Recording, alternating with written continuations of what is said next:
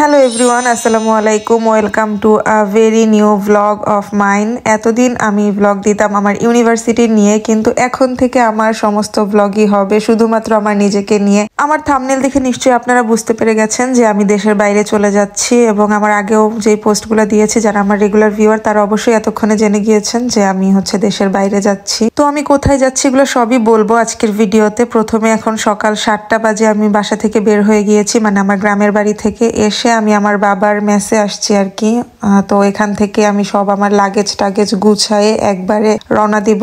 আমি আব্বুর এখানে এসে ফ্রেশ হয়ে রেডি হচ্ছি যাওয়ার জন্য। অনেক লং একটা জার্নি করতে হবে, এটা ভেবেই আমার এত লাগতেছে যে এত লং জার্নি আমি এই প্রথম, তাও আবার একা একা দেশের বাইরে আসা, খুবই বড় একটা বিষয় আমার জন্য এই মুহূর্তে। এটা তো দেশের বাইরে যাব, এটা আমার অনেক দিন ধরে ইচ্ছা ছিল, অনেক বছর ধরে। আজকে ফাইনালি যাচ্ছি। তবে এটা এত একটা আনন্দ লাগতেছে না আমার কাছে, কারণ সবাইকে ছেড়ে চলে যাচ্ছি ভাবতেই অনেক খারাপ লাগতেছে। সবার সাথে যাদের সাথে আমি এতদিন চলতাম, যাদের সাথে দেখা হইতো, বাবা মা, কাউকেই আর দেখতে পারবো না যখন ইচ্ছা তখন। এগুলা ভাবতে ভাবতে আমার কেমন জানি লাগতেছে। তো শেষমেশ আমি এখানে খাওয়ার জন্য বসছি। লাস্ট খাবার বাংলাদেশে এই পরের মতো। জানি না আবার কবে আসবো, বেঁচে আসতে পারবো কিনা তাও জানি না। যাই হোক, আম্মু এখানে আমাকে খাবার দিচ্ছে যেন আমি ঠিকঠাক ভাবে খাই। আমার এই মুহূর্তে আসলে কিছুই খেতে ইচ্ছা করতেছে না। এই যে একটা জার্নি করবো এটা ভেবেই আমার কাছে কেমন জানি লাগতেছে, গা গুলাচ্ছে, খুবই একটু অস্থির অস্থির লাগতেছে। খাওয়ার জন্য তেমন একটা ইচ্ছা করতেছে না, তারপরেও জোর করে খাওয়া দাওয়া করলাম। এখানে আমি, আমার ভাই আর আব্বু আম্মু, আমরা চারজন একসাথে বসছি। যেহেতু আমরা ফ্যামিলিতে চারজনই, আমরা 2 ভাই বোন আর আব্বু আম্মু। তো আমরা সবাই মিলে আসছি এখানে, খাওয়া দাওয়া করতেছি। এখন খাওয়া দাওয়া শেষ করে আর কি সব লাগেজ টাগেজ নিচে নামানোর পরে আমরা এখন গাড়িতে উঠে যাব। তো তোমাদের সবার মনে একটাই কোশ্চেন যে আপু কোন দেশে যাচ্ছ।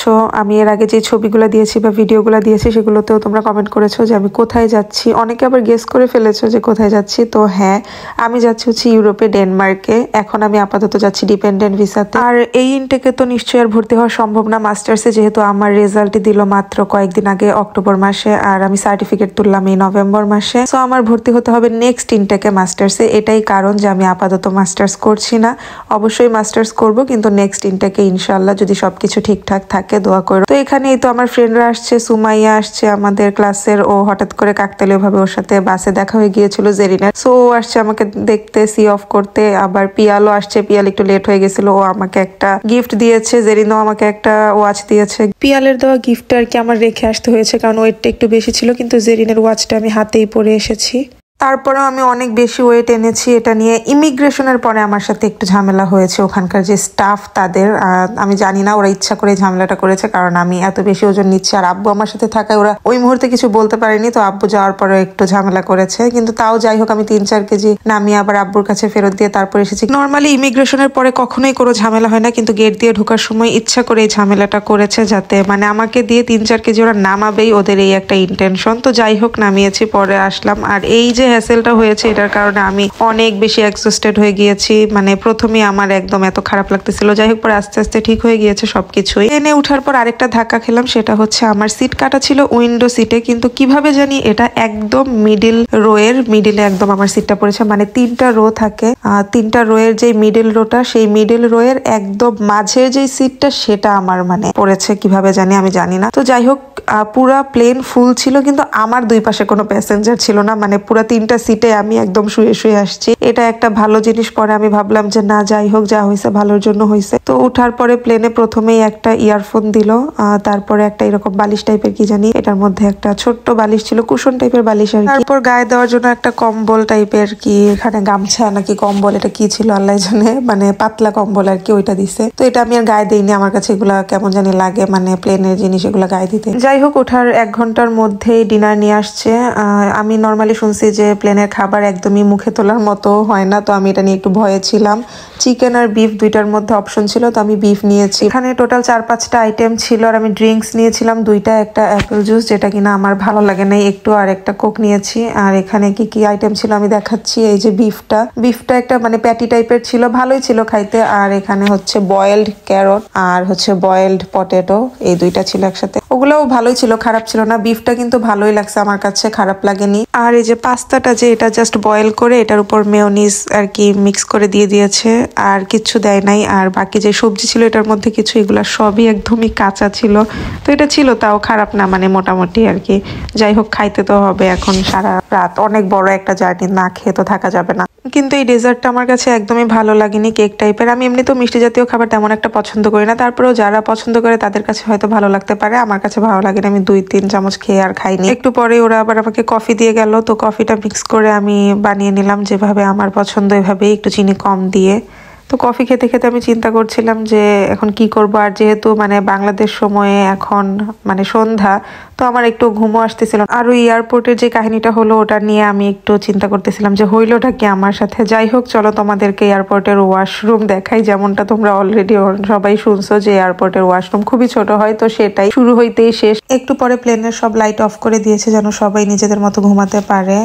আমি যেহেতু 3 সিট নিয়ে, মানে 3 সিট নিয়ে না, আমার দুই পাশে কোনো প্যাসেঞ্জার নেই, তো এই কারণে আমি 3 সিটের মধ্যে আর কি বসে বসে যাচ্ছি। বসে বসে না, অ্যাকচুয়ালি শুয়ে শুয়ে, কারণ যেহেতু প্যাসেঞ্জার নাই আর সিটগুলো একদম সোজা, মানে বসে থাকতে কষ্ট হচ্ছিল, তো আমি শুয়ে শুয়েই যাচ্ছি যেহেতু অপশন আছে। আর এখানে দেখছিলাম যে প্লেন কোথায় আছে, প্রায় মানে শেষের দিকে, আরো 1.5 ঘন্টা মতো লাগবে। আর প্রথম ট্রানজিটটা ছিল আমার আদ্দিস আবাবাতে, আর এই জার্নিটা ছিল 7.5 ঘন্টা, তারপরে 4 ঘন্টা ট্রানজিট, এরপরে আবার হচ্ছে 9.5 ঘন্টা কি 10 ঘন্টার মতো। প্লেন টেক অফ করার 1 ঘন্টা আগে আমাদেরকে একটা স্যান্ডউইচ দিয়ে গেল, বিফ স্যান্ডউইচ আর একটা কোক। বসে থাকতে থাকতে যখন আর ভালো লাগতেছিল না, তো আমি উঠে গিয়ে সামনে দেখলাম যে এখানে হচ্ছে কি বলে এয়ার হোস্টেসরা আর কি এখানে বসে, আর এখান থেকে এই খাবারগুলা নিয়ে যায় মেইনলি। আর মাত্র 27 কিলোমিটার বাকি আদ্দিস আবাবাতে ল্যান্ড করতে, তো এটাই দেখছিলাম বারবার যে আর কতক্ষণ লাগবে। শেষ মুহূর্তে চলে আসছে, ভালোই লাগতেছিল না আসলে এতক্ষণ বসে থাকতে। আর একা একা না, একদম মানে এত লোনলি ফিল হচ্ছিল, কোনো ফ্রেন্ড নাই, কিচ্ছু নাই। একটু পরেই প্লেন ল্যান্ড করলো আদ্দিস আবাবাতে, তো নামলাম আর কি। এখান থেকে নেমে তো এত কাহিনী, মানে কাহিনী বলতে কি, মানে ঘুরতে হয়েছে অনেক, এত বড় এয়ারপোর্ট। আর একটা বাংলাদেশিও ছিল না, মানে কোনো বাংলাদেশি নাই যে হচ্ছে ডেনমার্ক যাবে, একমাত্র আমি একা।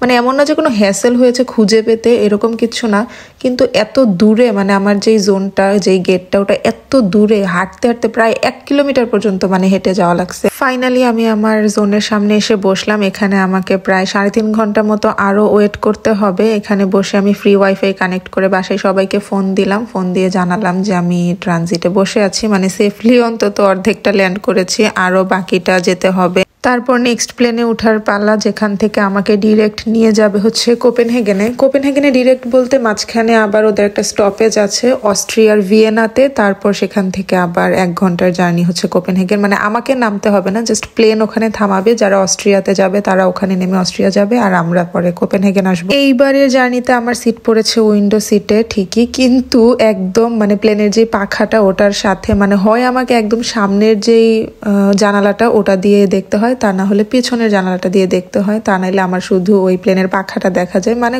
কপাল এরকম, প্রথমটা পড়ছে মিডল রোতে আর এখন পাখার পাশে উইন্ডোতে, মানে এক বেস্ট সিট পড়ছে সব আর কি পুরো জার্নি। উপর থেকে নিচে এত সুন্দর দেখা যাচ্ছিল, মানে যে লাইট গুলা জ্বলতেছিল। আমার তো খুবই ইচ্ছা ছিল যে আমি ঢাকা সিটিটাকে উপর থেকে দেখবো রাতের বেলা প্লেনে থেকে, যে এত সুন্দর দেখা যায়। আমি দেখছি মানুষের ভিডিওতে, বাট ঢাকা তো দেখতে পারলাম না। এখন মানে আদ্দিস আবাবা দেখতে হচ্ছে ইথিওপিয়া। এই প্লেনে ওঠার 1 ঘন্টার মধ্যে আমাদেরকে খাবার দিয়ে গেল। আর এবার আমার ঘুম পাচ্ছিল অনেক, যেহেতু আমি আগেরটাতে ঘুমাই নাই, তো এতক্ষণ না ঘুমানোর কারণে আর আমার তো বডি চলতেছিল একদম ঢাকার টাইমে। সো যাই হোক, এখানে চিকেন নিয়েছি, চিকেনটা ছিল মোটামুটি, কিন্তু এইবারের খাবারটা এতটা আগেরটার মতো ভালো ছিল না। এখানে যে রাইসটা ছিল এটাও একদম কেমন জানি সাদা সাদা প্লেন লাগতেছিল। আর এখানে একটা ফ্রাইড রাইস দিয়েছিল, আমরা যে আমাদের দেশে খুদের ভাত খাই ওই ভাতের মধ্যে, মানে ওইটা দিয়ে ফ্রাইড রাইস বানাইছে এরকম আর কি ব্যাপারটা। যাই হোক, তো এটা খেয়ে আমি একদম ঘুম। সকালবেলা উঠে দেখি যে অস্ট্রিয়াতে আর কি নামতেছে। রাতের বেলা আমার এত পা ব্যথা করতেছিল যা বলার বাহিরে। এখন একটা লম্বা ঘুম দেওয়ার পরে কিছুটা আর কি ভালো লাগতেছে। লাগতেছে। আর বাইরের ওয়েদারটা খুবই সুন্দর ছিল, অস্ট্রিয়াতে দেখতে ভালো লাগতেছিল। এই তো জানালা দিয়ে, এই যে বললাম না আমার জানালা একেবারে হয় সামনে না হলে পিছনে, মানে একদম পাশে কোনো জানালা নেই। এইখানে একটা মজার ঘটনা শেয়ার করি তোমাদের সাথে, সেটা হচ্ছে আমার পাশে দুইটা ড্যানিশ মেয়ে বসছিল আর কি। তো আমি হচ্ছে প্রাণের যে ডাল ভাজা সেটা খাচ্ছিলাম, তো ওদেরকেও অফার করলাম, ওরা পরে নিল আর কি। নেওয়ার পরে ওরা তো নর্মালি মিষ্টি জাতীয় খাবার বেশি খায় না, তো ওইটা খাওয়ার পরে এক দানা খাইছে, জাস্ট এক দানা খেয়ে মানে ওদের অবস্থা এরকম যে ওরা এখনই মরে যাবে, মানে পানি টানি খেয়ে অবস্থা খারাপ। আমি ওদের বললাম যে এটা জাস্ট আমাদের জন্য সুইট, আর আমরা হচ্ছে অনেক বেশি স্পাইসি পছন্দ করি। যাই হোক, দেখো এখানে মানে মেঘের আরো অনেক উপরে প্লেন উঠে, তো এখানে যখন মেঘের উপর দিয়ে যাচ্ছিল তখন দেখতে এত সুন্দর লাগতেছিল, জাস্ট বলার বাহিরে। মানে মেঘগুলো একদম তুলার মতো, তুলা পেঁচাই থাকলে যেরকম থাকে সেরকম। তো এখন তো একদমই মেঘের উপর এখান থেকে আরো অনেক বেশি উপরে হচ্ছে প্লেন ওঠে। আর কোপেনহেগেন নামার আগে প্লেন এত উপরে উঠছিল, আমার মানে পুরা 40 মিনিট, মানে নামার 40 মিনিট আগে থেকে আমার কান এত ব্যথা করতেছিল, আমার মনে হচ্ছিল যে দুই কানে সুই ঢুকাই দিছে, মানে এরকম লাগতেছিল। টানা 40 মিনিট আমি দুই কানের মধ্যে আঙ্গুল দিয়ে চেপে ধরে রাখছিলাম, যে এত ব্যথা করতেছে। আমার জাস্ট মনে হচ্ছিল যে আমি আজকে হয়তো প্লেনে এইভাবে মরেই যাব, মানে এত উপরে প্লেন উঠছে আর এত চাপ লাগতেছিল কানের মধ্যে। অবশেষে এসে নামলাম কোপেনহেগেন। তো যাই হোক, এটাই শেষ না, আমি আবার কোপেনহেগেন থেকে যাব ওরহুস সিটিতে। সো এখন এখান থেকে বের হয়ে আমার ব্যাগেজগুলো কালেক্ট করতে হবে আগে। এখানেও একটা ইমিগ্রেশন পার হতে হবে। তো যাই হোক, ওখানে বেশি কিছু জিজ্ঞেস করেনি, একদমই ইজি ছিল। আর এই যে আমি আমার ব্যাগগুলা কালেক্ট করেছি, এত মানে ভারী ব্যাগগুলার, ব্যাগের অবস্থা দেখো কি হয়েছে, এগুলো একদম ছিঁড়ে বিড়ে অবস্থা খারাপ। তো এরপরে আমি সিপিএইচ এয়ারপোর্টের বাইরে চলে যাই, এরপরে আমাকে ওরহুস যেতে হবে। তো এখান থেকে আমি বাকি কিভাবে গেলাম, আমার নতুন বাসা, এগুলা সবই তোমাদেরকে নেক্সট ভিডিওতে দেখাবো। আল্লাহ হাফেজ, bye bye, see you in my next video.